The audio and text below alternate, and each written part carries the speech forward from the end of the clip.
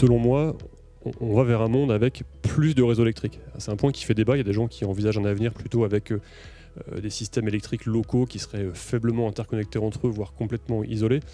C'est une vision que moi je ne partage pas. Je pense qu'on va vraiment dans une direction qui est celle d'une électrification croissante pour différentes raisons, notamment la décentralisation de la production, mais ce n'est pas le seul facteur.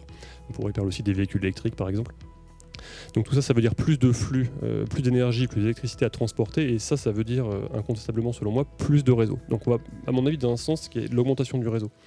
Mais ce n'est pas la seule tendance, parce qu'en fait, ce qu'on voit aussi, c'est que si on utilise les mêmes modes, disons, d'exploitation et de dimensionnement du réseau que ceux qu'on a utilisés jusqu'à présent, on va devoir faire beaucoup d'investissements dans ce réseau, et c'est des investissements qui, historiquement, n'auraient pas pu être évités. On n'avait que ces moyens-là, je dirais. Aujourd'hui, on a des alternatives. Le numérique, c'est d'une certaine manière une alternative au renforcement de réseau.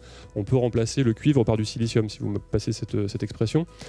Évidemment, pas entièrement. On va continuer, comme je disais, à faire du réseau. Mais disons que l'idée, c'est que on se dirige dans une direction où on va avoir besoin de beaucoup de capacités de réseau. Et pour faire croître ces capacités en limitant les augmentations de coûts, on aura besoin de faire preuve de plus d'intelligence que jusqu'à présent et de faire plus appel au numérique. Donc c'est comme ça que moi je vois l'avenir, c'est plus de réseaux, mais des réseaux qui soient plus instrumentés, donc plus de capteurs, plus de moyens de communication, plus de moyens de calcul, tout ça pour mieux observer le réseau et pour mieux le piloter. Et en fait, qu'est-ce qu'on peut piloter sur un réseau ? On peut piloter des choses qui sont en amont du compteur, donc qui relèvent du gestionnaire de réseau, mais il y a quand même aussi beaucoup de pilotabilité, si j'ose dire, qui se trouve en aval du compteur. C'est ce qu'on appelle la flexibilité.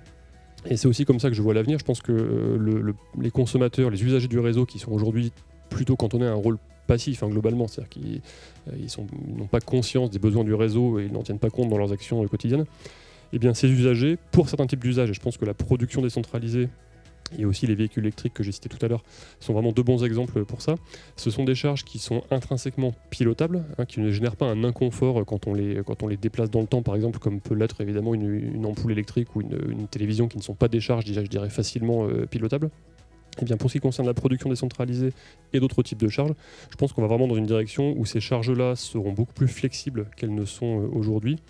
Et donc c'est un peu comme ça que je vois l'avenir, c'est plus de réseau, mais aussi plus d'intelligence et plus de participation active des usagers du réseau à son pilotage pour plus d'efficacité économique et donc pour contenir encore une fois tous ces coûts qui sinon pourraient être relativement importants dans un contexte où on augmente massivement les flux d'électricité sur les réseaux.